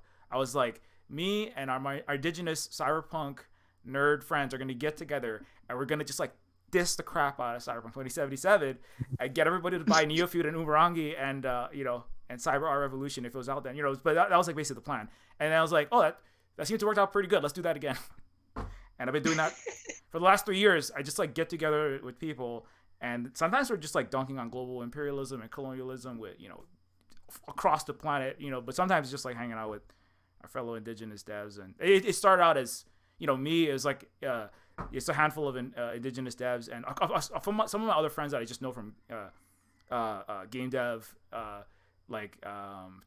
anyways, I had a whole Silver Spook podcast before that. I was just talking to obviously I talked to William Gibson, so I was like, I can't in Cyberpunk world I can't really top that. So I was like, I'm so jelly. That's every time you post that picture, I'm like, So, but then I got Meagan, Byrne, and I was like, William Gibson. I'm sorry, who even is William? William what? Are you like the guitar guy, Gibson? William who? Les Paul? I don't know who Gibson is. I met Meagan Byrne. You know what I'm saying? Now I hate it. Long story though. But me and Holly are cyberpunk nerds that met William Gibson at the same time in a park in Vancouver somewhere. But I mean, okay, yeah, that would be amazing. Like me, so like that was an intentional meeting that just sort of like happened. Well, I mean, yeah, it's we Holly and I knew each other through Holly's my partner and also cooperative in the business partner, but also partner in marriage and replicating ourselves. But so Holly is we were fans of like William Gibson specifically. We were like on the William Gibson message board on the forums back when a lot of people were on forums. I was like in 2006, 2007, and so there was forums. You remember that days? It's like AOL Instant Messenger, and then you were like, let's talk in paragraphs on these old internet, Yeah. And so so we were like there was a meetup for all of the fans of his writings, and then he personally came down and hang out with, like, he was really chill like that. He just come down and hang out like, oh yeah, everybody, yeah, I'm just like I just coining cyberspace, and now I'm like making everybody's quoting me on Wired, and all of the video game nerds worship me like a god, and I'm just hanging out with you in this park now. So he's really chill dude. He's super tall, and he like kind of hunches over, but to make himself seem less tall. So but it's not we were meeting there because we were both fans of the cyberpunk and his books, and then we like three different marriages. It was like cyberpunkmatch.com. You know what I'm saying? It's like three different marriages happened, I think, in that meetup where people like were talking to each other online. I mean, there was no such thing as dating apps. There's no Tinder, there's none of that, right? So it's people all thought we were weird. We're like, you're talking to people online, please try not to get murdered. And like, right? It's like, but nowadays it's like everybody meets, I mean, I don't know, I haven't dated anyone because I've been married for a long time, but anyway, that's the long. That's I'm the short just story. picturing William Gibson as like Cupid now, like, and I can't get the visual out of my head. It's got like neon arrows, and he's just like, very cyberpunk. It's like he retired and realized he had some kind of magical power to bring people to their one true love, and just like has these hangouts for that. Exactly. I spent a lot of time visualizing dystopia, but now I realized I'm here to build the heartwarming, love-filled utopia. That's what I'm for all these weird nerds who play too much Fallout. No. The punk aspect is like, I think I do romance now. That's where my heart's taking me. I found my true calling. And not even like good romance, just like those grocery store cheap, like the Danielle Steele ones, like shirtless William dude on a cover. Yeah. It's like, I'm the new Harlequin, I'm just Yeah. It's like, Well, yeah. actually, that's honestly that kind of feels like a genre that's missing, and I'm pretty sure exists, but I don't go looking on the internet for these sort of things. But like cyberpunk romance novels, someone's got to be doing it. Yep. Well, I Oh, will. there's probably No. fanfic for something like that. Yeah. Uh, it's like, I mean, like like the straight up like Danielle Steele stuff like that. Oh, yeah. Yeah. 50 Shades of Cyberpunk. So My for a RAM data. project No. that I did, I actually had to do research on Harlequin romance readers, and I got a bunch of data. Okay, horses. Like, so many of the books that are their top sellers are about the main character has a horse. And everything else is just around the fantasy of being able to ride a horse. I mean, the popularity of horse girls is very, very like apparent, sort of in Yes. society. So yeah, that makes a lot of sense. That tracks. Makes me Oh, think yeah. of from Bob's Burgers. Oh God! Of course, now I think of the Homer Simpson opening that closet, and there's just the horse skeleton in the closet. It was a pony for Lisa. I forgot about it. Oh Oh, my no. god. I don't remember if that was a Halloween of Horrors one or if that was like a mainline episode. That feels like Treehouse of Horror. Right? I can't imagine he's that bad. I want to imagine he's not that bad.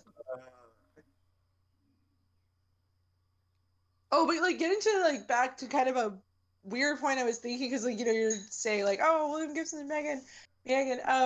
One of the things I've been watching a lot is like a lot of these like retroactive or like documentary pieces on game makers from like the 90s and the 2000s. And sometimes I stop for a minute and I'm like, oh God, is this gonna be like me? If I'm lucky, is that gonna be me in like 10 years, where someone's like way back in the 2020s, in the olden days, like, and then they're like pulling up these Twitch streams that someone has a record of somewhere, and they're just me doing that horrible. They mostly come out at night. Mostly. Oh yeah, I remember that vividly. I thought I was muted for a second, but then I committed because it was like too late. I've already uttered. No, it's too late. Now you're gonna be when I cast the Silver Spook audio play of Aliens. You're gonna be Newt. You know that, right? I'm gonna be Cartman does Newt. Yes.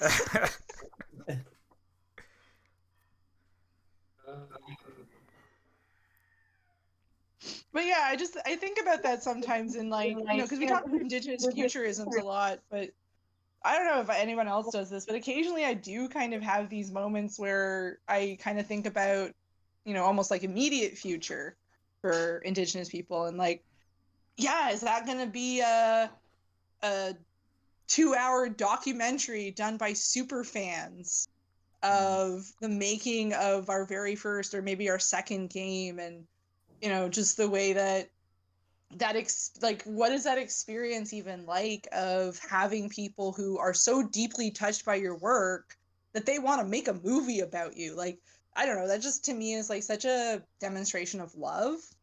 And I've just been, one of the things I've been thinking about is how I'm starting to see this, what I think of as not an explosion, and I know there's a term for it, but when there's sort of like pressure under something, and it's the pressure's always been there and the build-up's always been there, but then it's like there's a break at the top and it starts to bubble out. And so it's not like there's going to be this big explosion of stuff, because that stuff's already there, but it's like now it's getting out, now it's coming into the world, now it's contributing to the land. And I think about that with like Indigenous media right now, because like we're seeing these movies that are coming out, like Night Raiders, and Rosie just got, I think, won a bunch of awards at TIFF by really awesome Métis artist Gail Maurice. So definitely check it out. Super sweet. Yes, I am plugging for Offend, but there's all these books too, and there's like we're working on these games right now that are all probably going to be coming out in the next 3 years. And I just feel like what I'm seeing right now is a big culture wave coming that we didn't get before. And I think one of the things I talk about with people, like why I don't think we got that Indigenous excellent period of the 90s and 2000s, like, ABC was kind of really pushing this, like, particular kind of Black excellence, which still ended up having a lot of amazing representation that I think was like the first time a lot of Black Americans saw themselves in a positive, gentle light, especially the kids and the girls, which, I still love That's So Raven, as bad as it is. But, we didn't really get, like, Native people, Indigenous people, we didn't really get that, mostly because, well, Indigenous excellence means no more capitalism, and that doesn't really work for the status quo.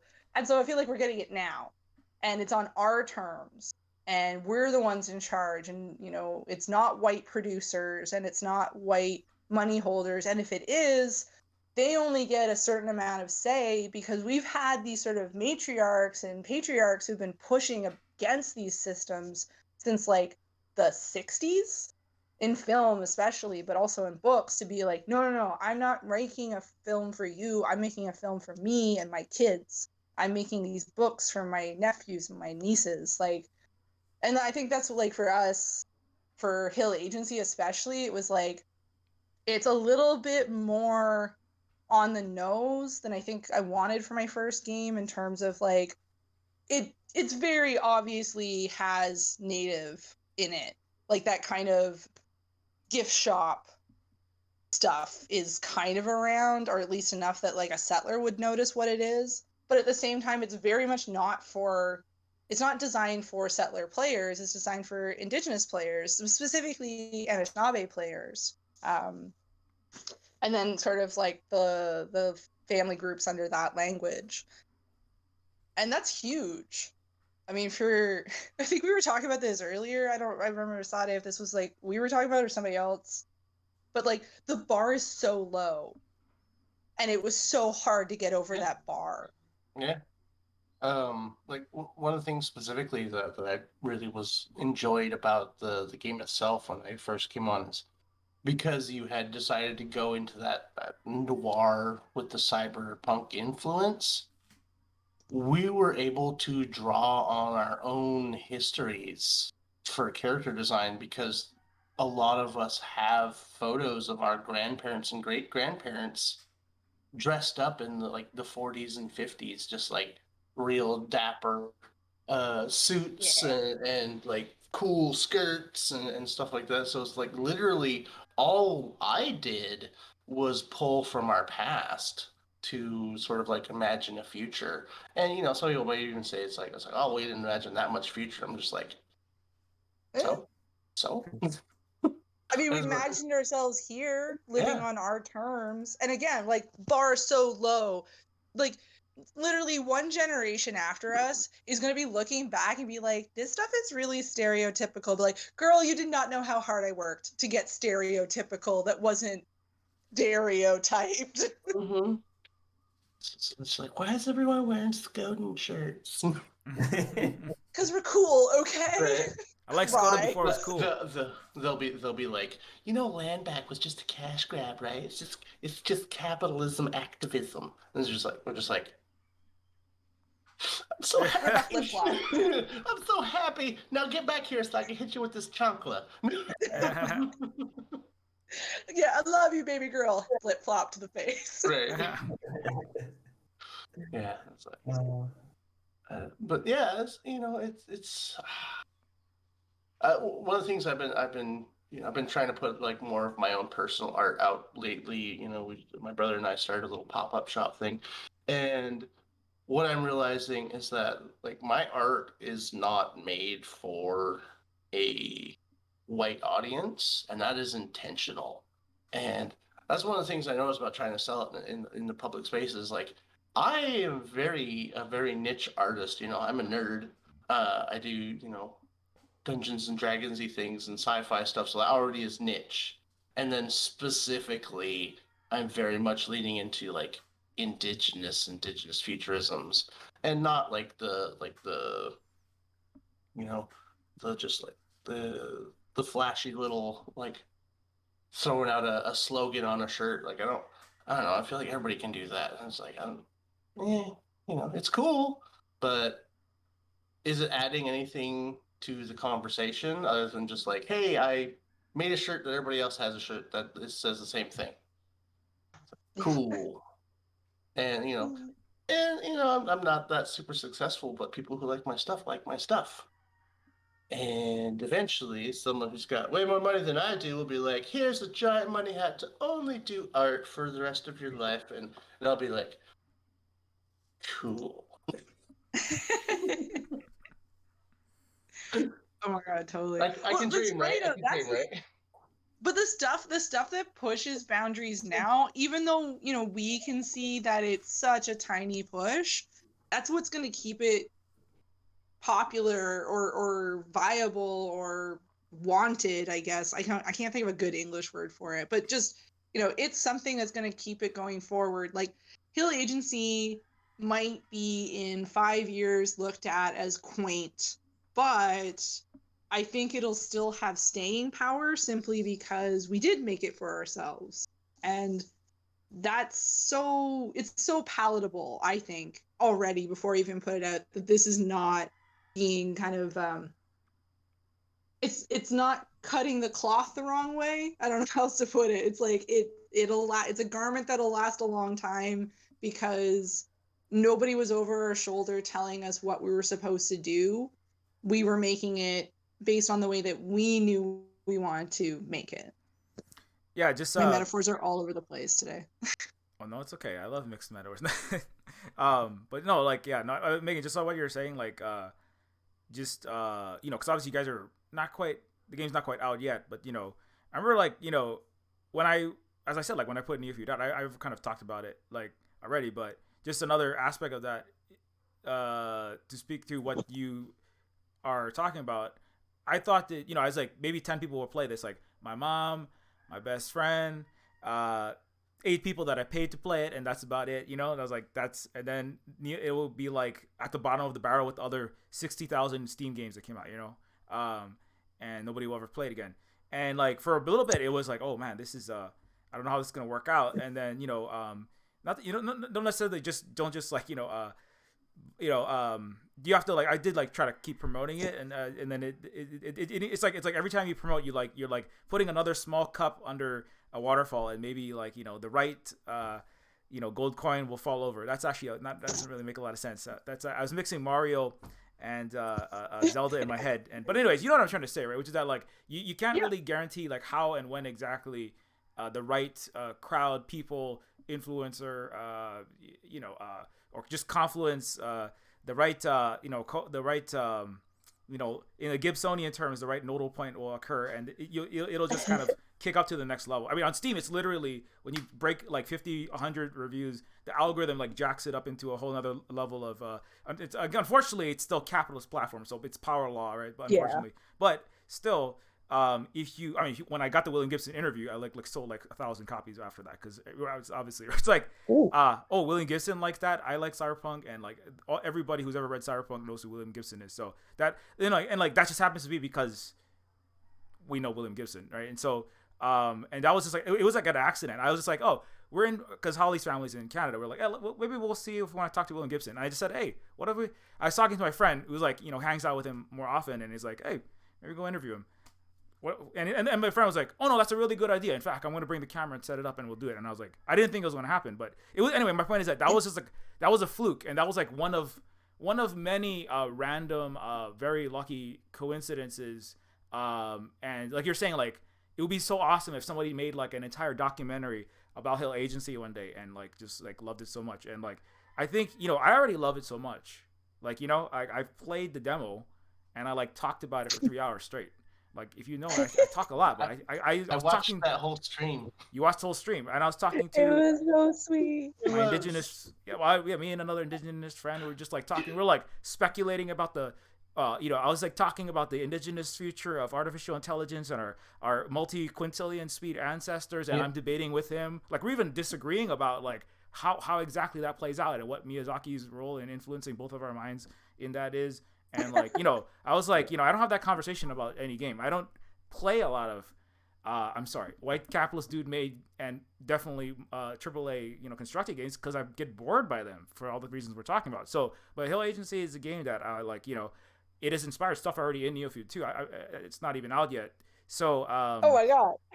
I mean, like, yeah, like literally, I Hill Agent, like the when I started like adding indigenous science fictional characters and cities that had their art in it, like that was, I didn't have that direction in Neofeud 2 until I looked at your concept art and ideas for Hill Agency. I looked at lots of things, but specifically I remember looking at it, and so you have already had that impact. And also, I just want to also say that like I don't want to toot my own horn too much, but like Neofeud is in like at least 4 or 5 different universities where they teach it at University of University of British Columbia and University of San Diego in like artificial, and there's like a person who teaches artificial intelligence and data design, and it was like uses the games there, and that's just like randomly because the dude was like, I really like cyberpunk and a weird cyberpunk nerd, and they learned all about Hawaii and the reality of colonialism like kind of through that afterwards, and it's just so those are just a few of the echoes,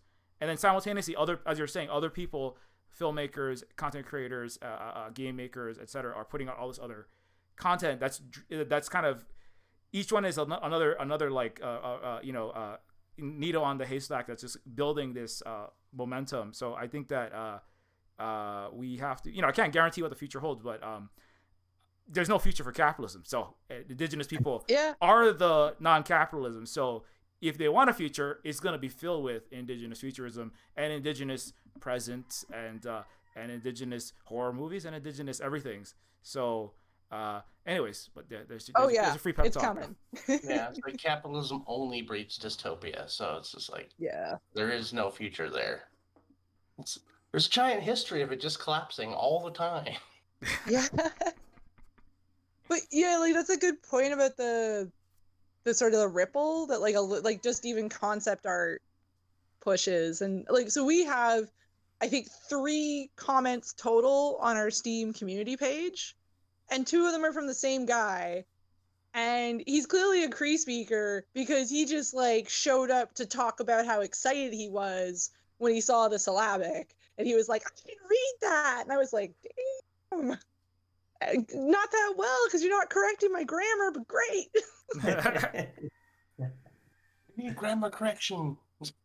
Oh, it's on purpose. Like, also because I know I'm a terrible speaker, but like the grammar of the Cree in the game isn't actually proper Cree. It's Creelish. It's it's a totally different language in that it was based off this idea of weird scenario where only people like me exist, and we have access to every Cree language program, recording or whatever, but it's us, and we speak English. What's our Cree sound like? It sounds horrendous. Yeah, so we actually talked about that. It's like, it's the idea that, we're so far into a future and all that's left is like recordings and data. So it's just like, you have to piece back together what you have. And, just like our own languages now, it's the same thing. It's like, if we were to ever meet our ancestors, they'd look at us, they're like, the hell are you even saying? And it's just like, they're just like, wow, you can't talk right. Like, what's wrong with you? It's like, and that would be the same for them. Yeah. But here's the interesting thing about, this is what I like about Néhiyaw Cree, is the way the words are formed changes the way you think about things. So even if you're saying it horrendously, even if you're speaking it with an English accent, like a Canadian English accent, you're still saying the words. So like, I think the most beautiful example for me is I can never pronounce it. It's the word for song. The Cree word for song. It's like its translation literally is the first language.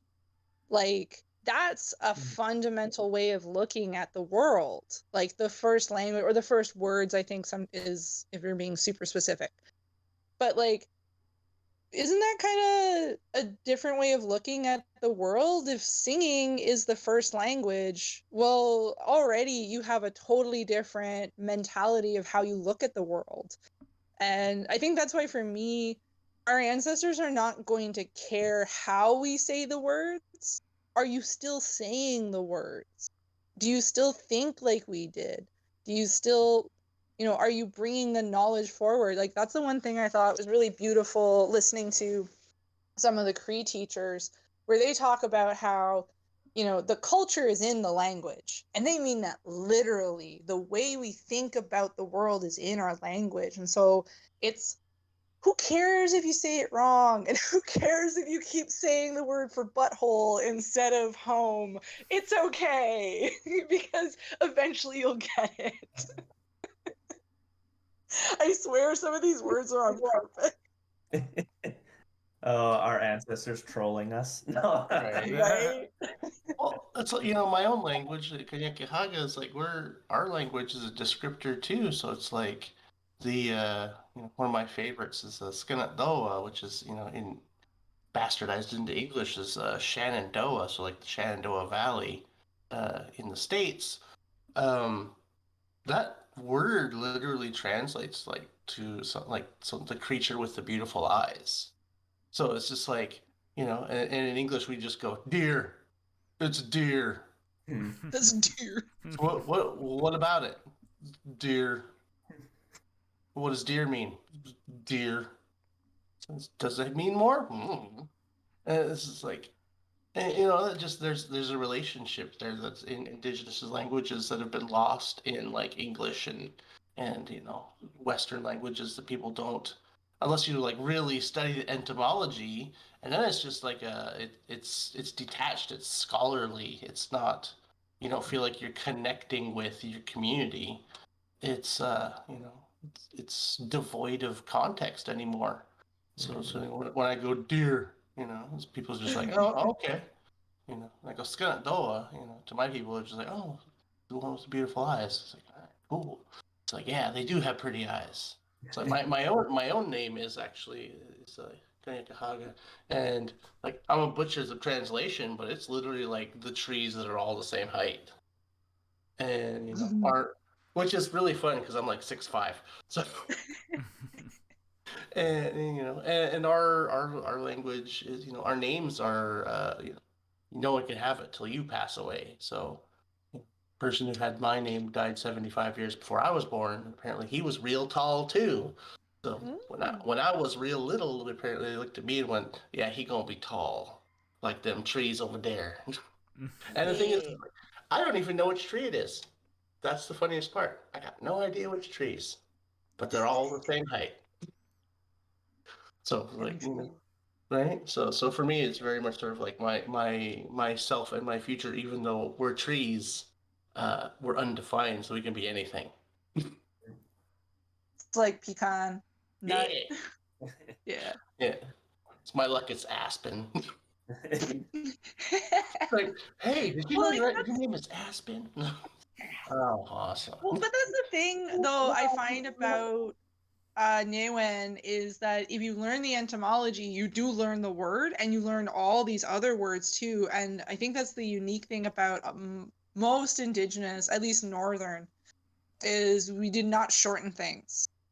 We don't cut things, or if we do, we keep the core of it so it's recognizable in other forms. Whereas, like, yeah, English English has a habit of just taking from other languages. So now, of course, they're devoid of their etymology. But yeah, I've actually found it easier to learn studying etymology, looking at words, making my own words. Like, Achimo Metewe was the word that I came up with for role-playing game. Because Achimo is story. and Metway is game, so I was like story game, and then it was like really somebody else has used it for something else. It was the same thing for like game crafter. I think it was like Metway Mowin or something like that, which apparently there's a Plains Cree group that uses it to mean referee. But I was like, how does that make any sense? It's not a game maker. They didn't craft this game. I've seen it on out here in Alberta. I've seen it on like rec centers. Yeah. Yeah. So like any kind of sporting rec centers, I would see some form. It could be the Pe Metaway or just the Metaway. I've seen that. Yeah, and the way I know it is like the Pe Metaway is to come and play. So that makes sense from a community standpoint, right? A community center where you're coming to play and pay away. There was other phrases with it to give more descriptive, but yeah, I thought that was really cool as well. Yeah, I definitely have a lot of fun making words and then finding out that somebody else has already that word already exists and that it means exactly what I thought it meant. And I was like, oh, that's fantastic. And I think that's like what I like about that's what I really like about Cree. And I do wish that I had more time to sit with speakers and listen. And I wish there was more radio shows so I could just listen. There's a couple of podcasts where it's just two women talking in Cree, and I can listen to that. But, one of the things that I ultimately want to create as an experience is a sort of recreation of being a child in a household that only speaks an Indigenous language, because there are things that adults do to children that help them learn the language with, like, like baby talk. That's teaching mouth noises. That's teaching mouth formation, whether you're using your nose or your throat or your tongue. Like that has a purpose. I don't understand this Western, like, oh, don't baby talk to them. Like, okay, well, if you don't want them to talk good, that's your choice. But you need to be able to see a face, and you need to be able to look at it in 3D and look around. And you need to have someone talk to you, and you need that experience of saying a word you're not supposed to say, and all the adults in the room laughing their asses off. I just realized this would be a perfect sort of thing for like to do in VR, and then you could even use that goofy mouthpiece. It's a callback. There you go. It's a callback. Yeah. Yeah. Speaking of callbacks, I do unfortunately have to run myself. But it's about we're at the 2 hour mark. I'm sure. Yeah, you're all free to carry on in the Indigenous Devs server. If you are an Indigenous developer, by the way, and you're watching this, don't forget to reach out to one of us and join the fam. You know what I'm saying? Yes. Yeah, on the website. One of us. Indigenous Gamedevs. One of us. But anyways, yeah, if you guys want to just quickly do anything you want to say about your games, especially if you're launch. Well, I know Meagan and Sade, your games is coming soon. But yeah, just say your final closing words. Yeah, I mean, you can follow us on the hellscape that is Twitter at Achimo Games. We're also online at achimogames.ca. We're on itch. We're on Steam. We're probably more active on Steam. If you would really like to, we would love to see you in our community section. We do respond, and we would love to see people get engaged and share fan art. That's how I'll know I'll made it, if we have fan art. So that's it for us, for me. Yeah, I'm hoping for cosplayers. Oh, tell them your company name, Sade. You didn't tell them. So my brother and I started a little kind of like apparel and art store. We're actually called Blanket Door. We're on Instagram. It's an homage to the struggle, as a lot of people of color and people who just live in poverty understand the importance of a good blanket door. So it's our chance to sort of get art out there that's not necessarily like the most serious, or just a chance to share work with be able to do something different. And so yeah, we're we've got some pieces out there. I've got some of my Indigenous future art I put out through. We have a little red bubble, and we actually got selected for a pop-up shop collective in Seattle, downtown. There's a revitalization program in Seattle called Seattle Restored. We're at 1503 Fifth Avenue, so it's like a collective shop. We got some stuff there. My favorite piece that I've got right now is my Indigenous version of Wednesday Addams. She's older. She's a deadly auntie. I call her Auntie Wednesday. Yeah, shaped that before. But yeah, it's like, so I'm art lead for Hill Agency, and I got to work on Coyote and Crow, and I've done some stuff with a Howl Indigenous Werewolf anthology. You can check those out from Red Planet Books and Comics. So that's me.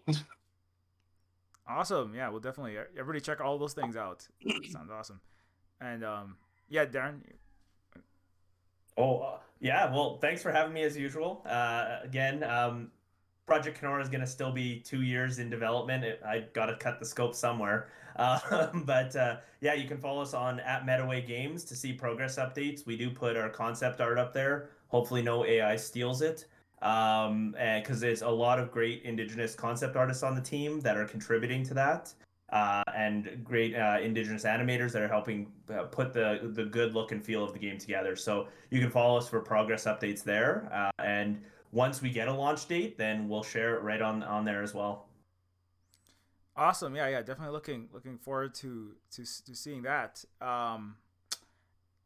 Anyways, you guys probably know who I am. I'm Spook, and Neofeud 2 is coming as soon as humanly possible, and Neofeud 1 is of course already out. That's my flagship cyberpunk adventure game. Indigenous Star is another indigenous futurism game set in that universe, and Decolonators. I made a game about a pigeon with a gun, and all kind of other fun stuff. And so if you can follow me, Silver Spook, all over the place. And yeah, anyways, yeah, this has been really awesome. Thanks so much for everybody for spending the time, and thank you for listening and watching. And yeah, we'll see you in the indigenous future, because there's no capitalist future. So okay. All right, everybody, take it easy. Aloha. Bye. Ona.